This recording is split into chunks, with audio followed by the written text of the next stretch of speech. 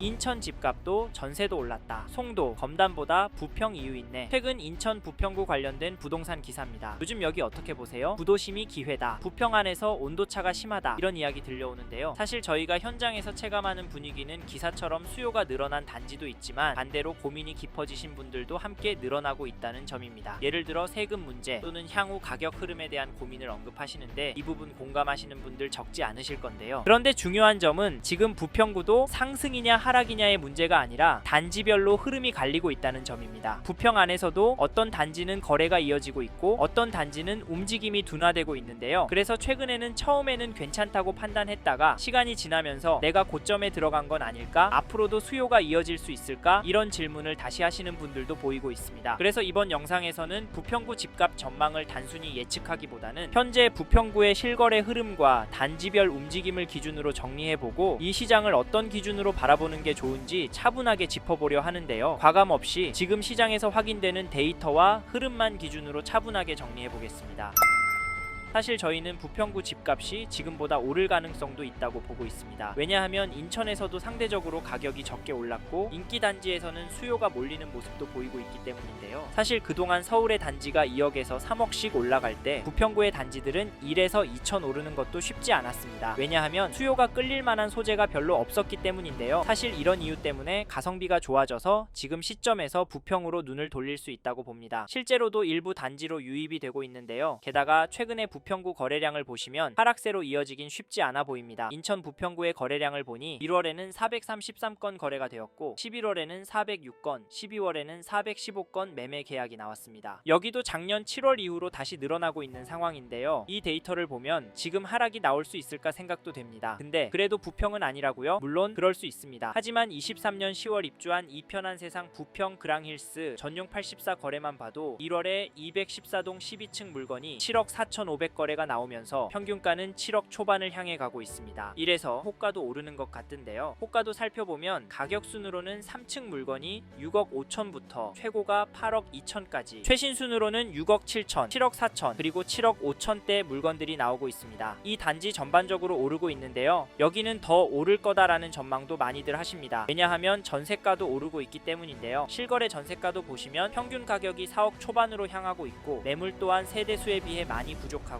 가격도 4억 2천, 4억 4천 매물이 나오고 있는 상황이라 이 단지는 더 오를 수도 있겠다 생각도 합니다. 그러면 어디까지 오를 수 있을까요? 사실 이와는 반대로 떨어진다라는 분들도 늘어나고 있습니다. 그 이유를 들어보면 일단 최근에 대통령께서 언급하시는 다주택자, 임대사업자 매물을 기대하시기도 하고 사람들이 여기 팔고 주식에 투자할 거란 이야기도 하는데 솔직히 틀린 말은 아니라고 보고 이런 이유로 대세 상승의 흐름이 늦어질 가능성이 있다고도 예상합니다. 하지만 인천 부평구의 KB 매매지수도 살펴보면 전주에 비해서 0.027% 상승을 했고 전세지수도 보시면 전주에 비해서 0.045% 올랐는데요. 부평구 전체적으로는 전세지수가 매매지수보다 더 오르고 있습니다. 그런데 왜 지금 시점에 부평구는 오를까요? 그리고 앞으로 더 오를 수가 있을까요? 사실 이래서인지 지금 부평구보다 더 오를 곳을 찾아서 넘어가려고 하시는 분들이 보이는데 죄송하지만 이런 선택은 신중하게 하셨으면 좋겠는데요. 왜냐하면 부평구는 이미 1호선과 7호선이 있어서 서울과 접근성이 좋고 구도심이기 때문에 낙후된 부분도 있지만 탄탄한 생활 인프라와 교육 만족도를 갖추고 있는 곳이 많기 때문에 수요가 꿋꿋한 단지들이 많고 앞으로 수도권 전체적으로 공급이 부족하기 때문에 수요가 추가로 들어올 가능성이 높아서 장기적으로 부평구를 보신다면 나쁘지 않다고 봅니다. 하지만 단지나 지역 선별은 잘 하셔야 하는데요. 1996년 7월 입주한 2182세대 단지 부평동의 동아 2단지 전용 59 거래 내역을 보시면 2월 11일에 23동 6층 물건이 3억 4,850의 거래를 2월 5일에는 36동 4층 물건이 계약이 되었습니다. 여기 가격은 어떠신가요? 이 단지 가격은 꿈틀하고 있습니다. 더 놀라운 건 부평구 안에도 이런 수준의 단지들도 있고 여전히 주춤하는 단지들도 있다는 점인데요. 이분들은 도대체 왜 집을 사는 걸까요? 기다리면 집값이 떨어지지 않을까요? 저희는 모든 단지가 떨어질 가능성은 낮다라고 봅니다. 혹시 선생님께서 기다리면 될 거라 생각하시면 이번 텀이 지나면 부평구 안에 인기 단지의 경우 접근하기 어려울 단지가 많이 나올 것 같기 때문에 가성비 좋은 곳으로 전세 들어가셔서 마음 편히 편하게 돈 쓰시고 사시길 추천을 드리고 있는데요. 근데 그동안 집값 오르는데 내 전세값 얼마 오를까, 집 주인이 들어오는 건 아닐까 가슴 졸이고 있는 것도 버티기 힘들 겁니다. 왜냐하면 부평도 단지에 따라 한번 오르면 2-3천만 원은 거뜬히 오를 수 있으니까요. 사실 이게 현실이 될 것 같아서 저희는 선생님께서 부평구 안에 관심이 있는 단지가 있고 단기가 아닌 5년 이상 장기로 보시는 분이라면 지금 여러 지역을 챙겨보시고 돌아보셨으면 좋겠습니다. 아셨죠? 그리고 저희 말에 공감하시는 분이라면 지금 부평구 안에서 이 단지 흐름은 꼭 체크해 보십시오. 어느 단지냐면, 죄송합니다, 잠깐 3초만 내주셔서 구독 부탁드립니다. 구독 눌러주시는 여러분 대대손손 부자 되실 텐데, 왜냐면 유익한 부동산 정보로 돈 벌 거니까요. 댓글 상단에 있는 카카오 채널도 추가해 주시면 마청풀에서 드리는 분양 정보, 급매물건 정보도 받아보실 수 있습니다. 마청풀 카카오 채널도 추가 부탁드립니다. 감사합니다.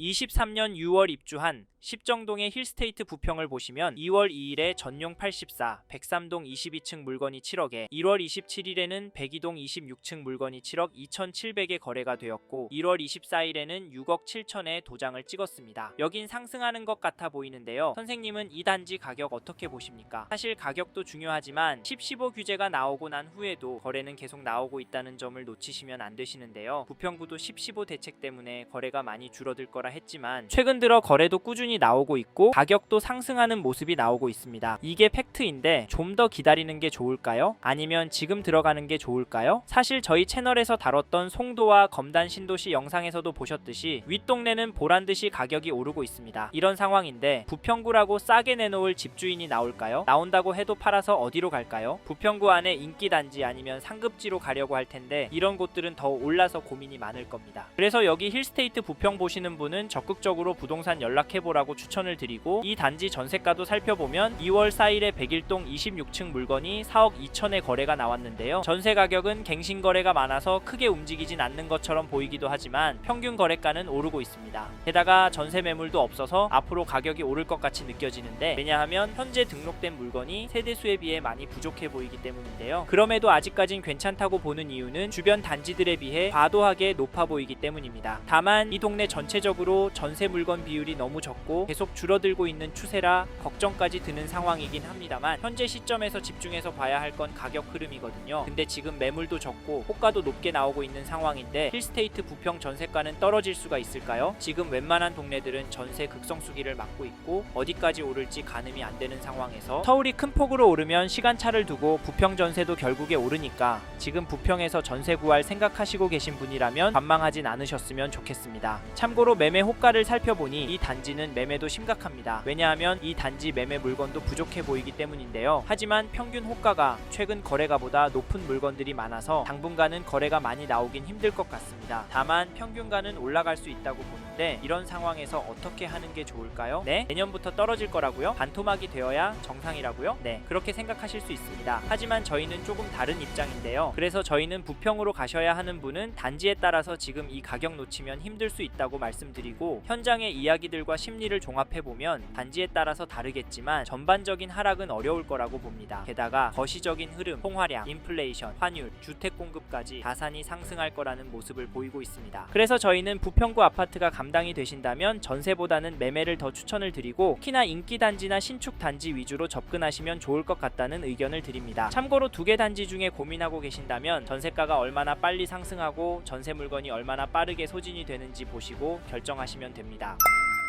이번 영상에서 인천광역시 부평구 아파트 현황과 앞으로 어떻게 될지에 대한 저의 생각을 말씀드렸습니다. 관심이 가신다면 영상이 끝나고 이 지역에 대해 좀 더 검색해 보시길 바랍니다. 이번 영상에서 언급된 내용들에 대하여 좀 더 궁금하신 내용이 있으시다면 댓글로 남겨주세요. 최대한 빠르게 답변을 드리도록 하겠습니다. 다음 영상에서도 부동산 투자에 도움이 되는 정보 나누어 드리도록 하겠습니다. 구독과 좋아요 그리고 알림 설정 부탁드립니다. 감사합니다. 좋은 하루 보내세요.